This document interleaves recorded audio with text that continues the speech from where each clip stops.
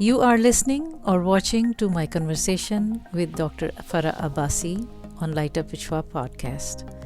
If you are new here, then I welcome you and invite you to explore part 1 and 2 of this series.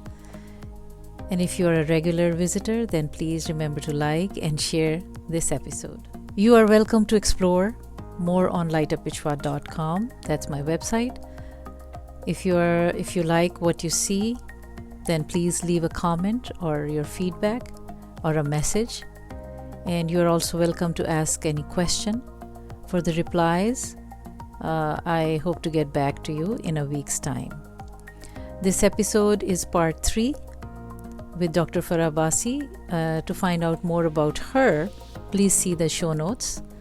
There will be part 4 and 5 as well coming up in next few weeks actually. And this was because it was a rich conversation, and I like to share all of it with you to my genuine and organic listeners and viewers. So there is a lot to think and learn from this conversation that I had with her. So I hope you will find this series valuable and beneficial, and you can interact with me and discuss about this topic. As you know that I have started a group on Facebook. It's a closed group, but if you send me your request and if you are interested in these topics that I am talking about, you are most welcome to be part of it. And I would really appreciate if you can let me know what did you like about this series or any other podcast episode on Light Up Vichwa. Thank you for your consistent support for Light Up Vichwa podcast. And this podcast is the production of Light Up Vichwa, which is LUWS Academy, LLC. Thank you. I think, Shra, you said something really nice. Let me build on that. Sure. Thank you. Not all the solution lies with us, right? Yeah, exactly. But each one of us can decide if we are going to be part of the problem or part of the solution. Yeah, that's a very important. That shift has to happen. Mindset has to change. And I think that's why I talk about visibility is viability. That's why I'm so against keeping silent. Yes. That unless we know what is happening, not fix it. That's true. And if we don't become proactive and preemptive in our care of our children, then we will face consequences like what we saw in last few days, 2 shootings. Yes. That these kids break down under stress. Yeah. And the kids are, so I think important piece is how do we get to the villages? We have to understand that things ripple down in the society. The rich make these things like 5 days wedding a norm. That's shorter actually. Yes, you might know. And the flowers and to be spent. I think you are thinking the same thing which I am thinking now. So we will talk about that later. Which wedding is in our head? So it's like, even the poorest then feels the burden that oh, yes, this is what actually life should be like, right? You have hit a very important point, please. Thank you for bringing that. And that is one of very huge pressures in our society where the wedding is such a focus for everything. Oh, yeah.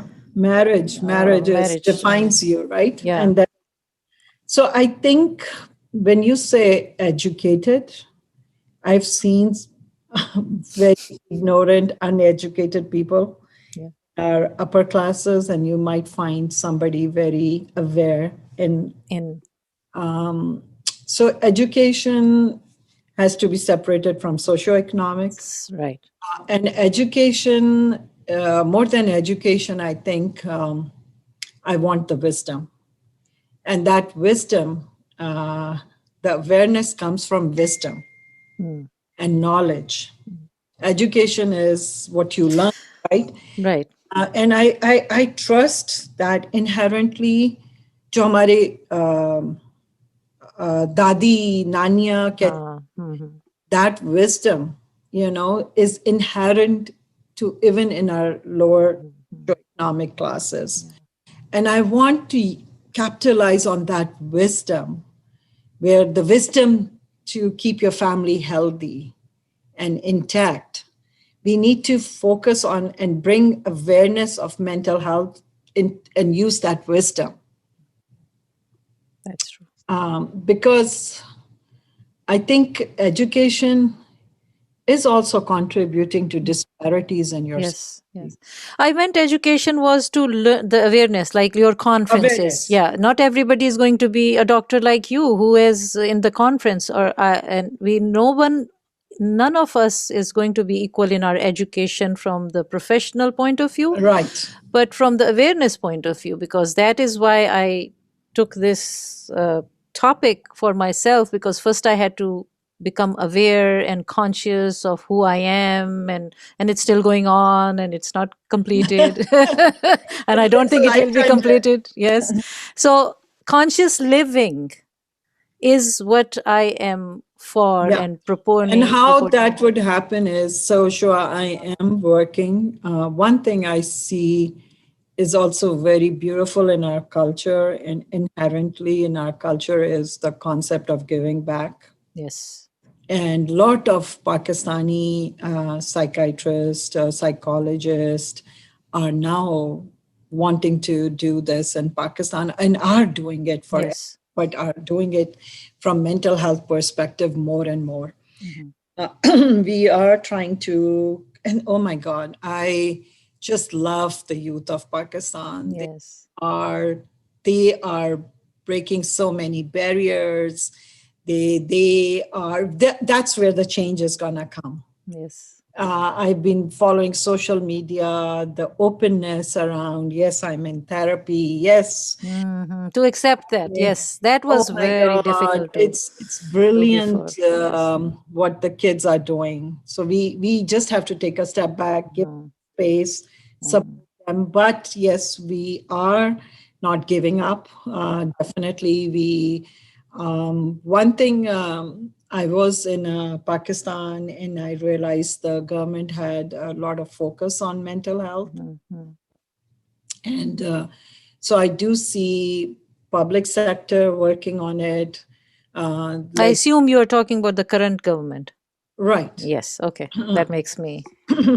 Otherwise, wisdom doesn't come in every government, as you know. No.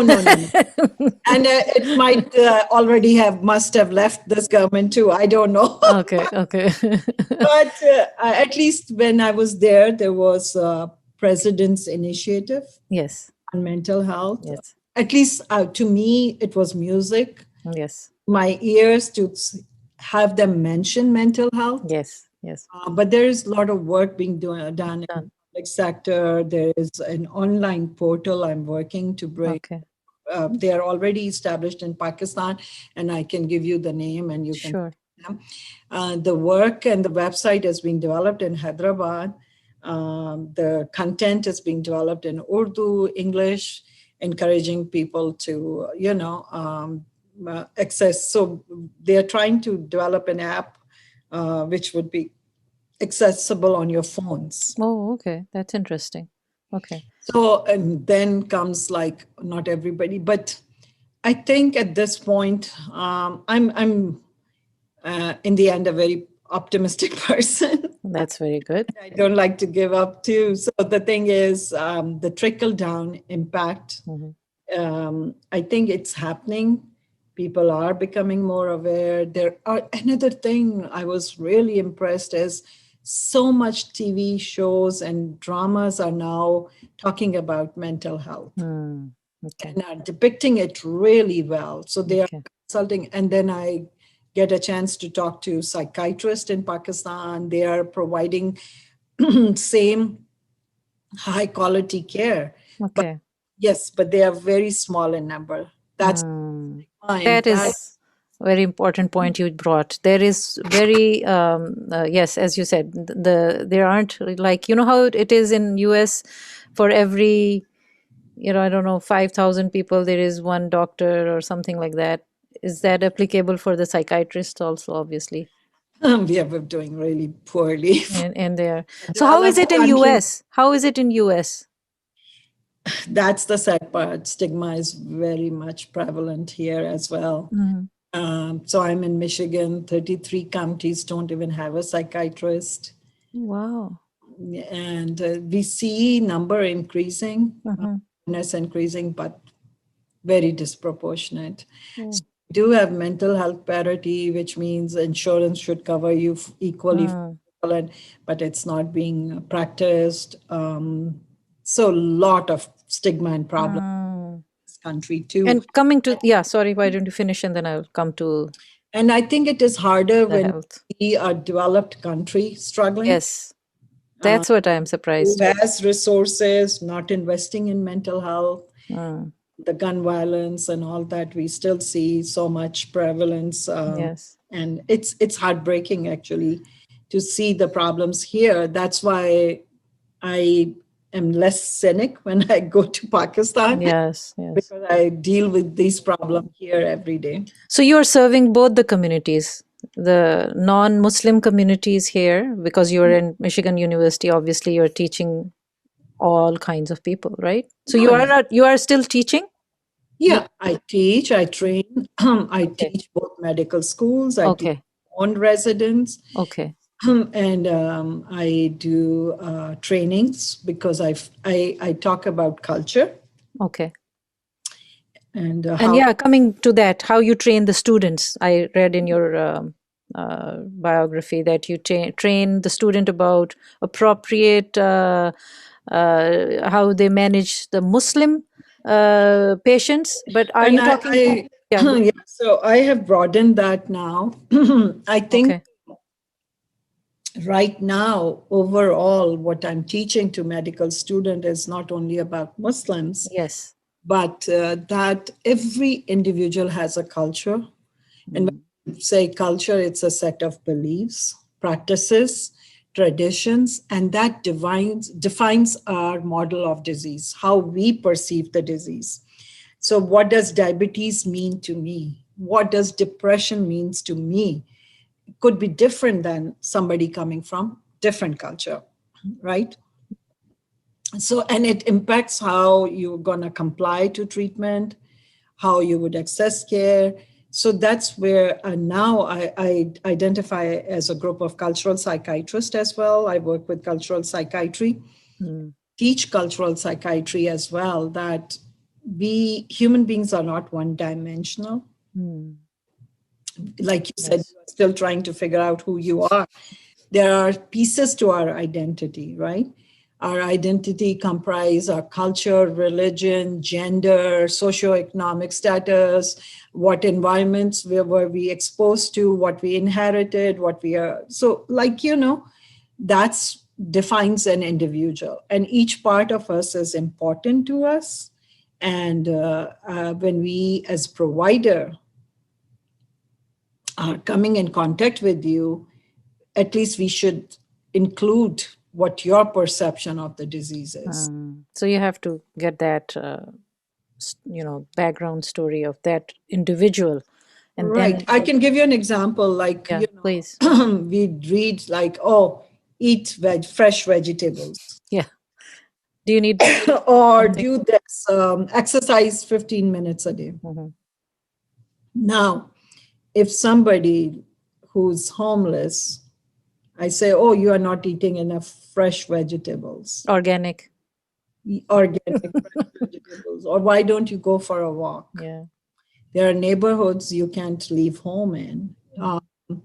You could, so it's just like, if you're in Pakistan, if your poor Masi comes in and you are saying, Masi, you are not eating healthy, you are not living a healthy life, you should do. It makes Total sense. disconnect, yes, of reality of that individual. Yeah. So that's how you train your students to look at it, each individual and their culture, and Right. accordingly deal. All right. Okay. Um, are you finding in any community which is easy to receive the training and education or awareness that you bring? Obviously, you know what I'm talking about. Like, which community do you think is more receptive, and which is more like, no, no, no, no, I know, we know everything. Any examples, Uh, if you want to talk about that? no. Otherwise, I yeah. can give you an answer. I feel whichever community or Or age group, maybe age group, youth is very, oh my, receptive. youth is very receptive. They are leading the change. Hmm. There's a big mental health movement, awareness in them. And for once, even in our country here in America, youth has found their voice. They are standing up for who they are. Yeah. They are Right? less racist, also, I think. Oh yeah, everything. They are actually they're voicing their concerns. They are Hmm. standing up for who they are. Hmm. For once, I feel like this is such a encouraging movement, but it can be scary for some of our older generation to embrace it. I think we should embrace and let the youth lead, and we can provide them guidance and support. But so yes, Yeah. ask me who's more receptive, youth is, Mhm. and who's asking for the change or demanding the change, youth is. Mm. But I want to also add one thing is that I do feel really proud of the fact that when we come to religious communities in the country, that we as Muslim mental health providers are ahead of the curve Oh, okay. in That's other good to know. faith-based communities. Mm. There is so much work being done that people get very surprised. Mhm. There are so many organizations now that have come out that is doing research, is doing clinical work. Yep. So I'm very optimistic about Okay. that. I'm not going to say we have reached all the goals, but we are on the right. On the right track. Okay. Is there a quick, if you can briefly say, early intervention tip that you can give us as whoever is listening and watching, that we can do something about it? Communication. Okay. Look, not everybody is going to go on and develop clinical depression. There is genetic vulnerability. Mhm. We know now, be it schizophrenia, bipolar, Mhm. depression, anxiety, or even substance abuse. Mm. You can be genetically prone, but what we see is even if you have the genes, and that goes for even now we are realizing for cancer and other diseases, that you might be born with the gene, but until unless there is environmental triggers, you might not express the gene. Yeah. Or even if you have developed bipolar, early intervention can give you better outcome. Mm. And if you schizophrenia, early intervention there's a Mm. live a functional life. Yeah. I think to me the key word is, and it's very interesting that what we are realizing, isolation is becoming like pandemic, right? Mhm. Mhm. Where you see UK, Japan hiring secretaries to overcome this loneliness.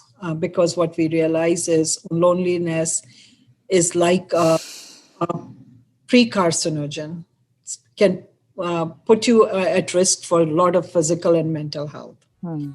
So I think one of the most positive thing about our culture was that we were born in these families and extended families and community. Mm.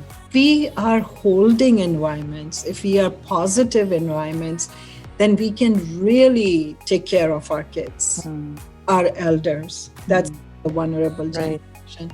That we have so many resources, but this concept of communicating, and communication doesn't mean you are throwing parties.